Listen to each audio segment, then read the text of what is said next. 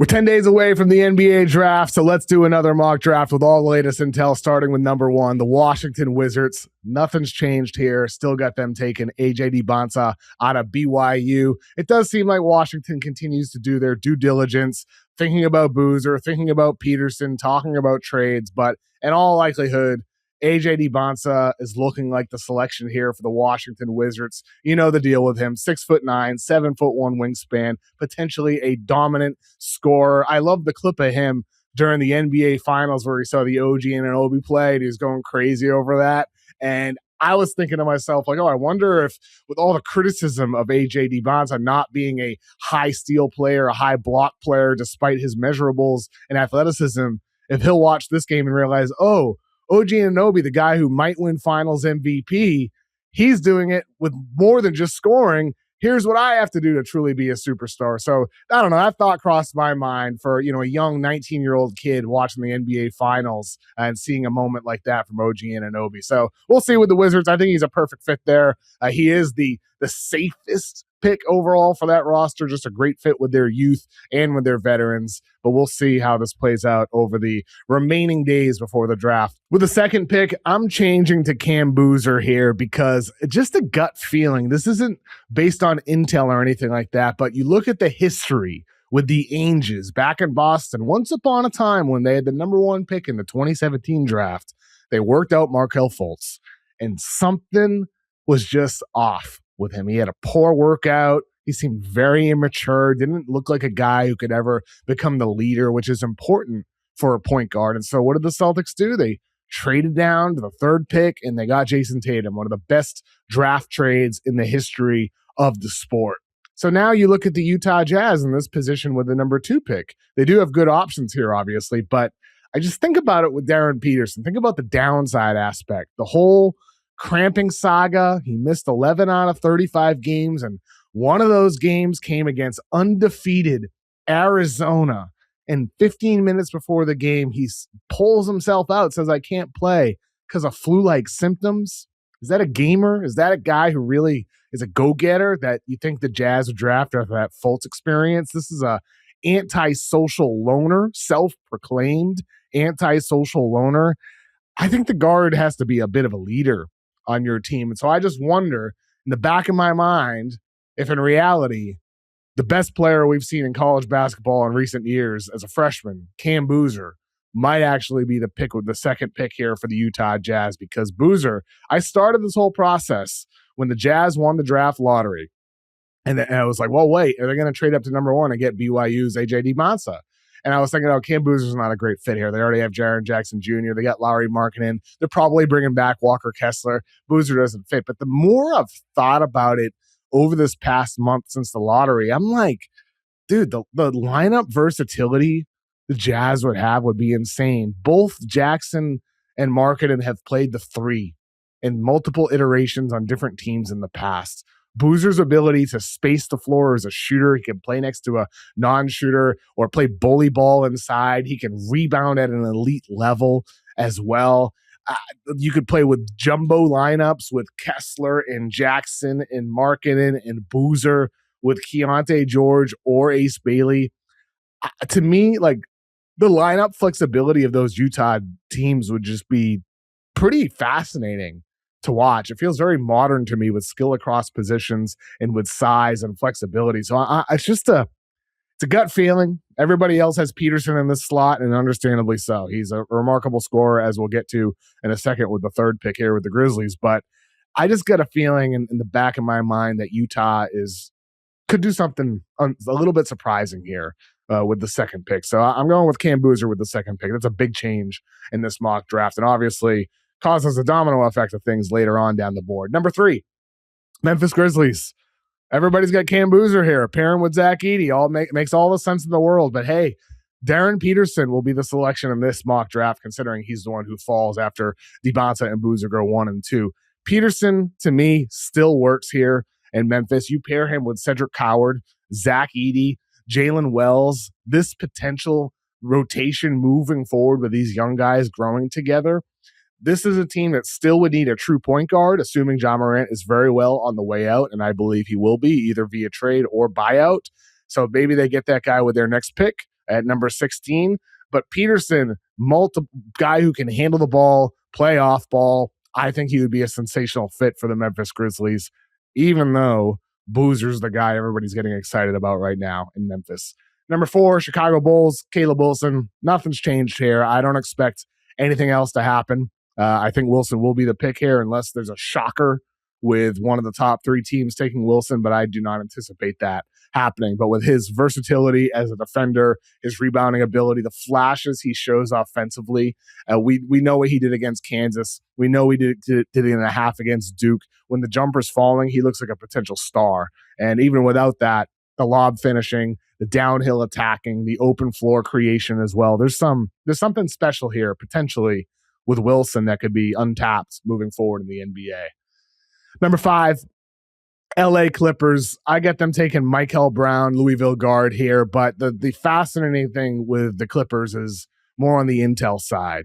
There's continues to be noise with the sources I talk to around the league that the Clippers are a possible trade spot for a team to move up with somebody that has multiple firsts, like Atlanta. They have 8-23, Dallas 9-30, OKC 12-17, Charlotte 14-18. If the Bucks do trade Giannis ahead of the draft, they could have 2 firsts with 10-13 or whoever, if that is Miami, as the team that does trade for Giannis. So I think the Clippers are very much a team that could be moving down here for multiple first-round draft picks. And to me, like personally, I think that would be very wise for them. I don't love any of the fits here. I do not love the Darius Acuff fit with Darius Garland. I don't love the Wagler fit either for that team as well. Too small in the backcourt. Michael Brown to me just feels like the most versatile on-ball and off-ball guy next to Garland. But even that's not ideal, which speaks to the point that nothing here really makes all the sense in the world for LA. So why not move down, get 2 shots in the top 17 range or so in a really, really strong draft class after you got rewarded this pick on lottery night, thanks to that Zubats Pacers trade. So I like a trade down for the Clippers here, and that's what I'm thinking is highly likely to happen. Number 6, the Brooklyn Nets. Earlier this week on Tuesday, I reported that Nate Ament and Kareem Lopez worked out against each other. This workout was originally supposed to have Kingston Flemings and Keaton Wagler as part of it.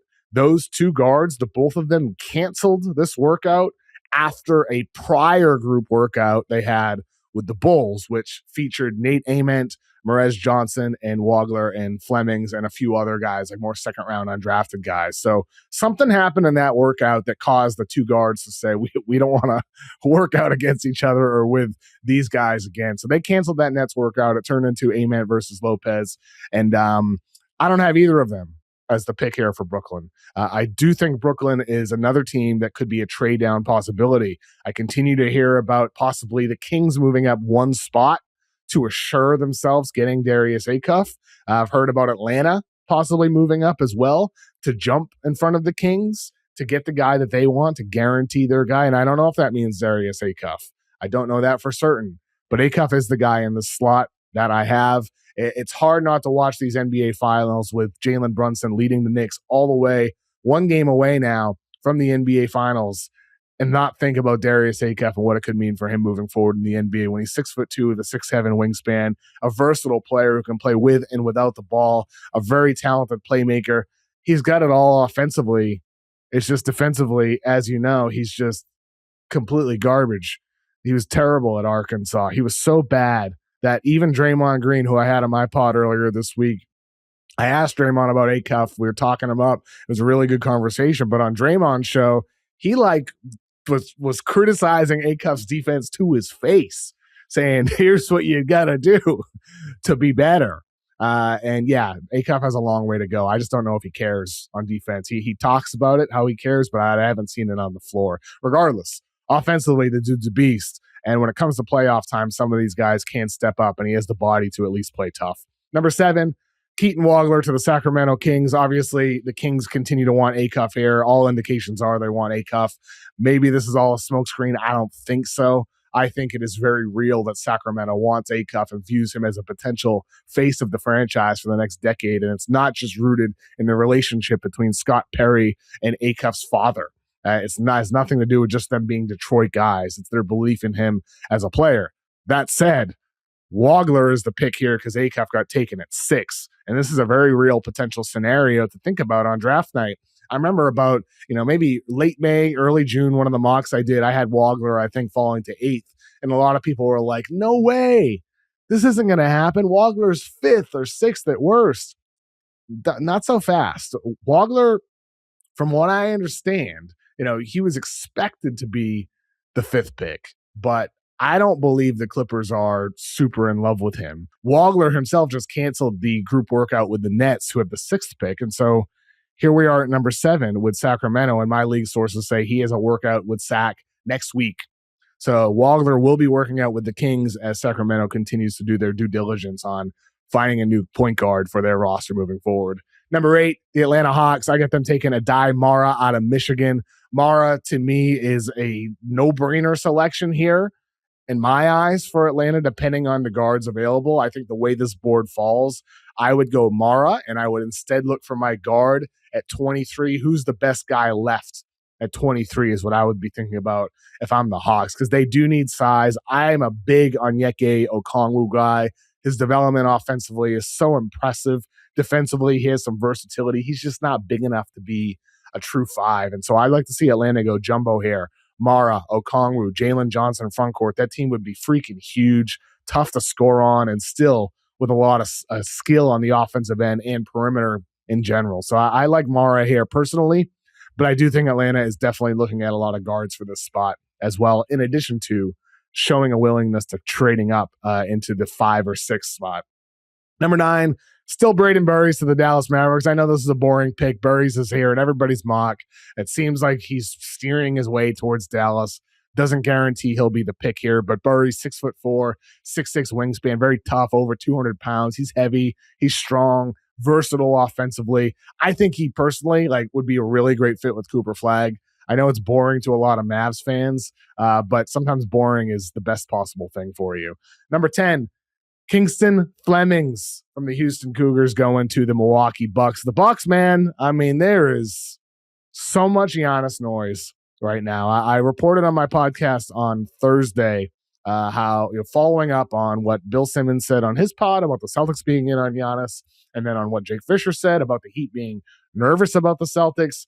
I reported on my pod that the Celtics have everybody on the table aside from Jason Tatum, and that they are being aggressive and looking for offers for some of their guys to compile assets for the Bucks. Sam Amick over at The Athletic reported again on Friday morning, adding even more context to the story here, that the Bucks, as I hinted at in my podcast, don't want Jaylen Brown. Jaylen Brown would have to go a third team. This would have to be a complex 3-4 team deal for Giannis to land with the Boston Celtics. But bottom line is, the Bucks have options. The Heat want Giannis. The Celtics want Giannis. And as The Athletic reported, 2 other teams, the Minnesota Timberwolves and the Orlando Magic, continue to be teams that are interested in Giannis. I said to Tom Haverstraw on my podcast on Thursday, think about mystery teams. Those are 2 of them. Who are some others that you think could be a mystery team for Giannis Antetokounmpo? Just keep it in mind. Just keep it in mind. I'd be curious with a comment in the YouTube comments or the Spotify comments who you think another team should be that should pursue Giannis, because there are others out there. So we'll see what the Bucks do. I get them taking Kingston Flemings, guard out of Houston here. Flemings, to me, he's going to be a good NBA player. He's just so tough, so smart, so skilled. Part of me thinks he should be just selected higher here than he is here, despite the fact he's small. I really like Flemings a lot. Had him on my pod. Really good kid. Number 11, Golden State Warriors, Nate Ament. Boy, Warriors fans don't like this pick. I already know. This would be the most Warriors possible selection, taking raw 6'10". Maybe he's good, maybe he sucks prospect, and Nate Ament for Steve Kerr, who historically sure does love playing young guys that are raw, right? I'm sure Kerr would love this pick. I just think Ament offers some upside. These 6'10" guys don't grow on trees when they can handle the ball and shoot off the dribble the way Ament can. He's got a lot of skill, man. I think his range is anywhere starting at 6 with Brooklyn to somewhere in the mid-teens. I think it's a pretty wide range for him that could fall like slightly outside the lottery, but in all likelihood, he's a top 10, top 11 guy because somebody's going to take a swing on him here. And I think Golden State, despite the fact that Kerr's back, despite the fact Draymond and Curry are back, sometimes you got to take swings, and that's how you're rewarded the most. Number 12, Kareem Lopez to the Oklahoma City Thunder. Lopez, he fits a need for this team. They need a big forward. Kareem Lopez is 6'8", over 220 pounds, long wingspan, very tough. He's got a man's body. I think he's someone who could come right in, and he projects as a role player, and that's what he could be on a rookie scale contract for OKC moving forward. But again, OKC is a team looking to move up. All the indications are they are looking to move up, and I think that target could be a Daimara. I think it could be, but it's who knows with the Thunder, honestly. Like you can't predict anything. This is just hearsay when it comes to OKC, what other people are saying. You never get anything from the Thunder of substance. Number 13, the Miami Heat. I get them taking Hannes Steinbeck here, even though I just don't know if they're going to be here. They're the favorite to land Giannis. We'll see if that actually ends up happening. I think for the Heat, having another big would make some sense here. The Kel'el Ware, Bam Adebayo lineup works statistically. Spoelstra doesn't seem to be in love with Ware, though. So maybe even if you don't get Giannis, you flip Ware somewhere else and bring in another big. Hannes Steinbeck, to me, with his size, 6'10", 7'2" wingspan, the potential shooting ability paired with his skill on the interior offensively, I'd be very intrigued by having that combination of size and skill with Bam Adebayo and Hannes Steinbeck in the front court together. Number 14, the Charlotte Hornets. Morez Johnson, still the pick here, same as last week. Morez Johnson, I get excited about Morez Johnson being paired with LaMelo Ball and Con Knippel and Brandon Miller. I mean, Morez Johnson is one of the quintessential role player who makes these beyond the box score plays. He's tough. He's 250 pounds with a 7'4" wingspan, versatile downhill guy off rolls to the rim and lobs, can switch across positions defensively. Give me Morez Johnson, dude. I love Morez Johnson. Number 15, to the Chicago Bulls. Bennett Sturtz had them taking Caleb Wilson with the 4th pick. Now they find a true, pure point guard here in Sturtz. I think a lot of people are like, wait a minute. Where's LeBaron Philon? Where is Ubuka Okori? We'll get to them in a second. The bottom line here is with Sturtz or any of these guards in this range, these guys are all in a fight for these slots, for these guard-needy teams. They're all fighting for it. And somebody's eventually going to fall. Somebody's going to go higher than expected. My understanding when I talk to sources around the league is that for all of them, Sturtz, Okori, Philon, their range is late lottery to early mid-20s. Like it's a wide range. It's going to be a beauty is in the eye of the beholder selection for a lot of these teams. And I just think for Bennett Sturtz, his ability to play with and without the ball would really be a nice fit with Caleb Wilson and pick and roll with their big forwards they have on that team. Matas Buzelis, Josh Giddey, Noah Esenge. This team to me would be very exciting to have Sturtz at the controls moving forward. Number 16, the Memphis Grizzlies. After getting Darren Peterson with the 3rd pick in this mock, I've got them taking Ibuka Okori out of Stanford with this pick. Okori and Peterson in a backcourt together would be very intriguing. They have maybe contrasting styles, maybe complementary styles. Okori, more of a downhill guy. 50% of his shots last year at Stanford came at the rim. Peterson, of course, more of a perimeter-oriented player. Maybe those guys would work quite well together in a backcourt. That said, I think the team would feel a bit small. Okori, Peterson, Coward at the 3 all of a sudden feels a little small to me if I'm Memphis, which speaks to why I would so badly want Cam Boozer with the 3rd pick instead of Darren Peterson. But Okori's the pick here. There's other guards obviously on the table as well, but like Philon here, 175 pounds. I don't know about that. We'll get to him in a second. Number 17, OKC. This is a pick that a lot of people talk about. If the Thunder can't trade up with 12 and 17, that the Thunder could just move out of this pick, trading 17 perhaps to a team that's not even in the first round, New Orleans, Phoenix, a team like that for a future pick or future picks. That could be what happens here with the 17th pick for OKC. That said, the guy I'm having them pick here is Alan Graves. Alan Graves, if you're watching this YouTube video or listening to the podcast this far in, you already know the name Alan Graves. He is an analytics darling, but he also does so much stuff beyond the box score as well. He's a tough, hard-nosed, gritty basketball player, unexpected one and done, came off the bench last year at Santa Clara, and yet here he is, a potential top 20 pick in the NBA draft and also on the top 10 on many analytics boards. I saw on X earlier this morning on my For You page, somebody who I hadn't followed in the draft community had Graves second on their board. I think that's crazy. I think that's too high.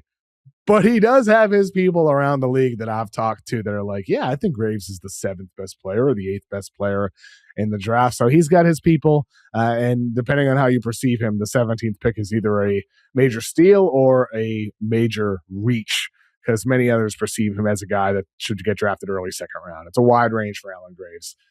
Number 18. This is a hard one. I have the Hornets taking Malik Thomas. I know this doesn't make all the sense in the world considering they're probably going to re-sign Kobe White and they already have LaMelo Ball. They drafted Con Knippel last year.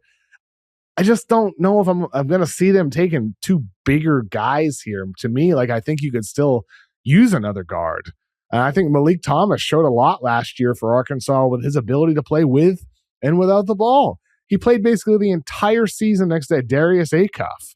And he shined playing off ball. And then in the games when Acuff was out, including against Ole Miss in the SEC championship, he had 29 points and looked amazing on ball, as he did all year long when Acuff was off the floor and Thomas was on. Thomas's efficiency was actually better without Acuff out there. So I think this is a guy with his skill off the catch and off the dribble that he would have the need to be a primary curator alleviated with all the other guys that Charlotte has. And I think drafting him doesn't necessarily prevent you from bringing back Kobe White either. He's just a guy on a rookie scale contract. And by the way, as I said earlier, Charlotte with 14 and 18 is a team that's a threat to move up as well. Number 19, Christian Anderson to the Toronto Raptors. The Raptors are another team looking at guards here. They need a guard. Christian Anderson, to me, is a very interesting choice. Anderson has recently had some workouts with teams in the top 10. I've heard his range is in that late lottery range to, again, mid-20s range with all these guards. It's very, very wide. It's going to depend on how they perceive Christian Anderson and Bennett Sturts and Okori and all these guys. Anderson is only 6'1", but he's got a 6'6" wingspan. I've heard he's done really, really well in workouts, that he's really shown toughness defensively that has even surprised some of the people that already liked him as a player. So I think Christian Anderson is one of those types of dudes with what he did these last 2 years in college. The scoring about, he's arguably the best shooter in the draft class with his ability off the catch and off the dribble. But the rebounding, the defending, there's more to his game that has him on the rise on a lot of people's boards, despite the fact he's not a downhill attacker. Up to number 20 now, the San Antonio Spurs, down 3-1 in the NBA Finals. What's something clearly missing from this team? To me, it is a big forward. You got Carter Bryant. He's a great one to invest in, but you still need somebody who's more like 6'9", 6'10", that type of range. And oh boy, who fell here in this mock draft? It's Yaxel Lendenborg. And a lot of people watching or listening to this are probably like, Yaxel's not going to fall to 20. He's not going to fall to 20. And you might be right. He might not. He could end up going 11th. He just worked out for the Warriors this week, did his press conference. They weren't hiding the fact that they worked him out. It might be Golden State. Might be Miami at number 13. He worked out with Miami earlier this month. If Miami doesn't get Giannis and trade out that 13th pick, it could be Milwaukee in that same slot. Who knows? We'll see with Yaxel. But the fact is he hasn't had the best workout for any team. He hasn't had the best workout month. From what I understand is he's still getting over that injury that affected him at the end of the season at Michigan.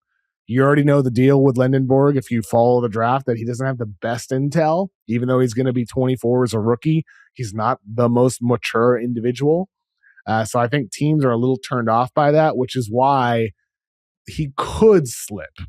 And I think you see the names drafted above him. Like, you're telling me that like some of these teams would take 24-year-old rookie Yaxel Lindenberg over young freshman Alan Graves, or a point guard needy team is going to take him over Christian Anderson or like Abuka Okori. I don't buy it completely. So somebody's going to slip. And in this mock, I have it being the San Antonio Spurs lucking out and getting Yaxel Lindenberg. What a perfect fit that would be, bringing him to San Antonio.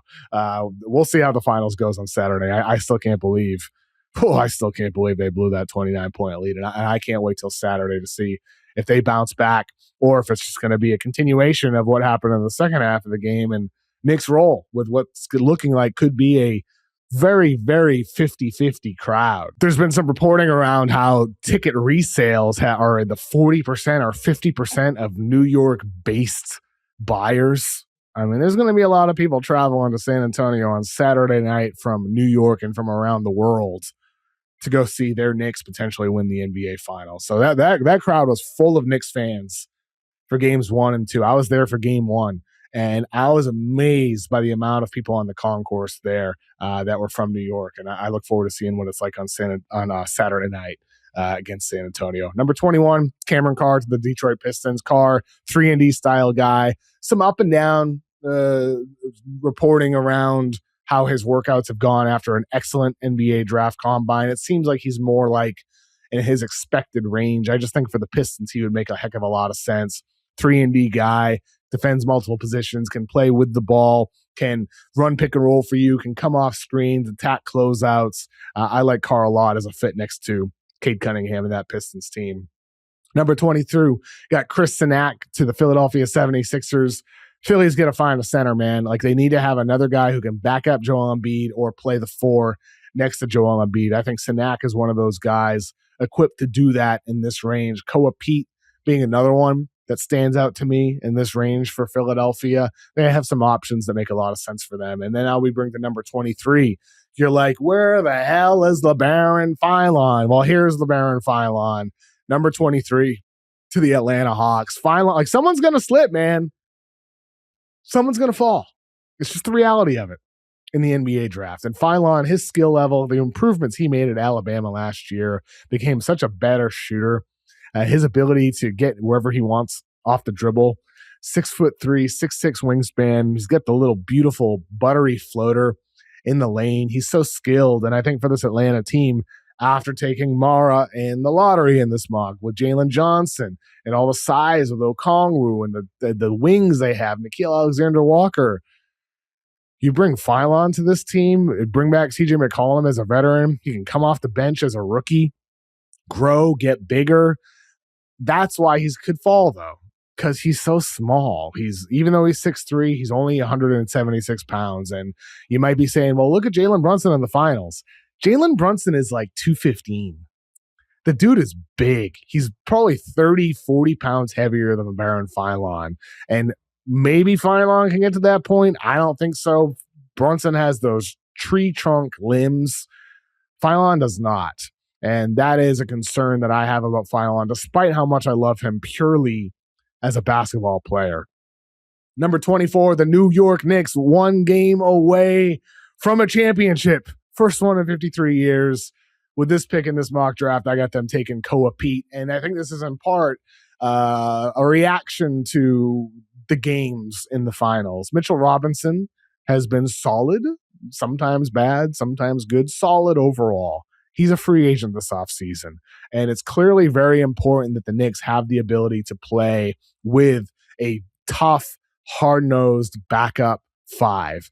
Koa Pete isn't necessarily that player. He's only 6'7" with a 6'11" wingspan. But I just think about that being an asset for the Knicks.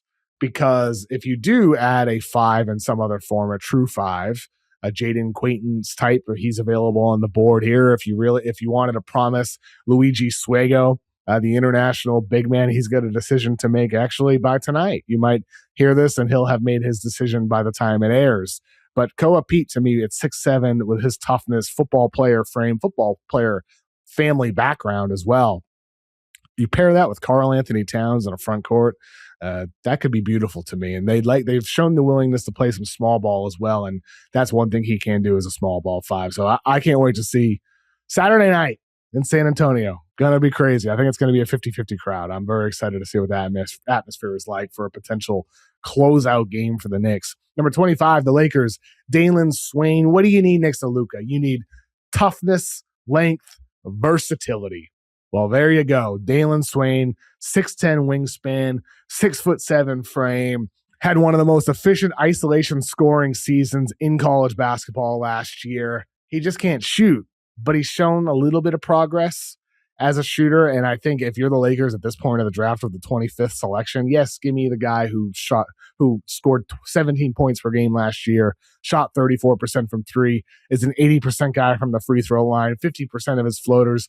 We'll bet on that guy to figure it out as a shooter. So Dalen Swain is a guy I haven't heard a lot personally. Maybe others have. It's been quiet.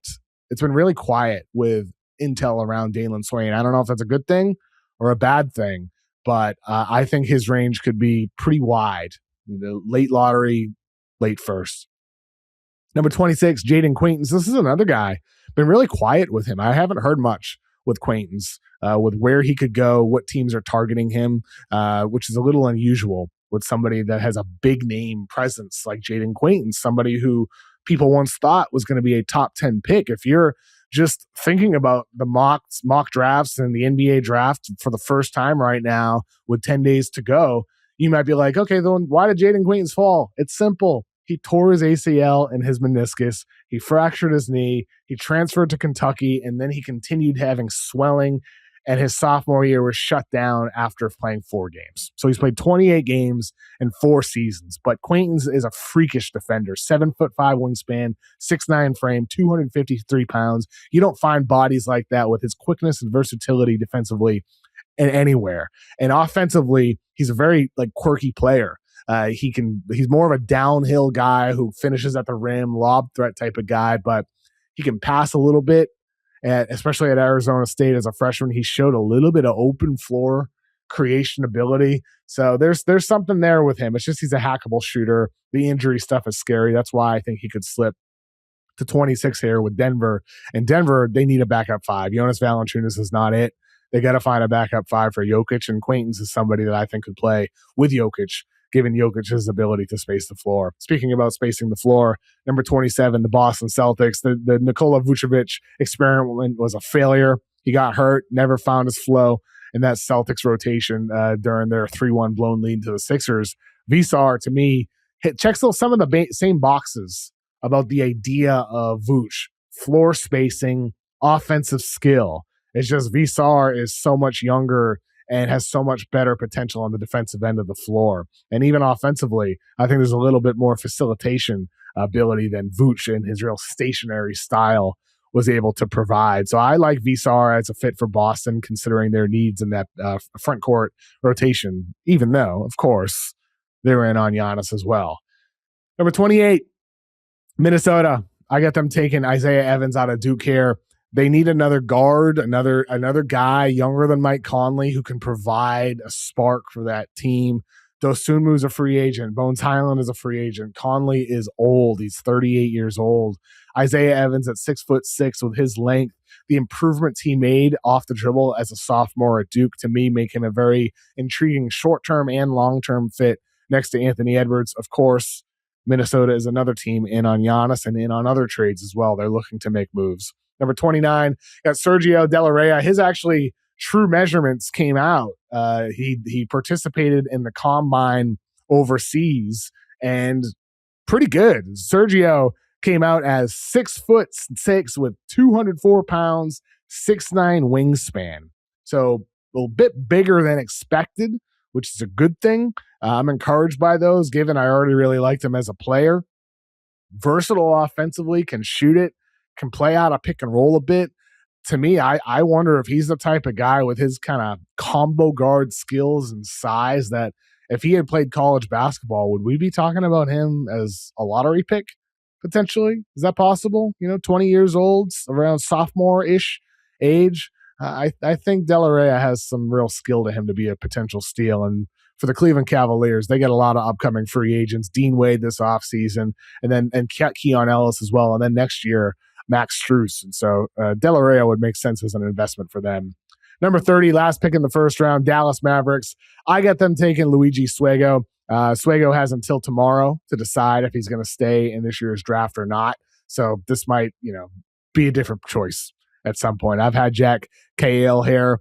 He was supposed to go to Gonzaga, overseas point guard, in past mock drafts, but I do wonder if there's a team that could be in on Luigi. He didn't have the best year overseas, but he's 7'3", 7'6" wingspan, only 19 years old. He's got perimeter skill, got shot blocking ability.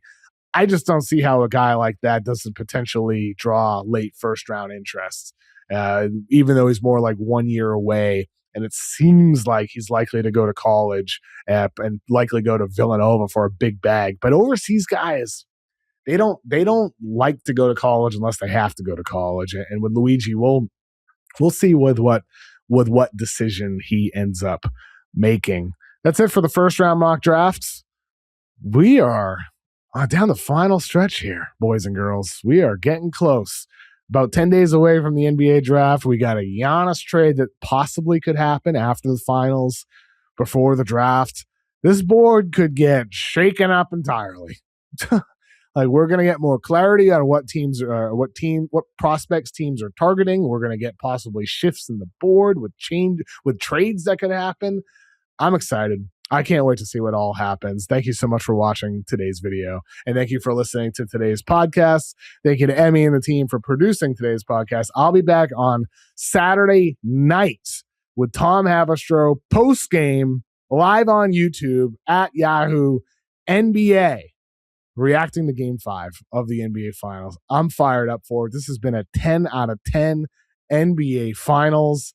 Can the Spurs respond from heartbreak, 29-point blown lead, or there's just going to be another egg in their face in Game 5 in San Antonio, man? I can't wait, and we'll see with the Knicks how well-traveled they are. It sure seems like San Antonio could be filled with a bunch of Knicks fans. So thank you so much. Have a good weekend, and talk to you on Saturday night.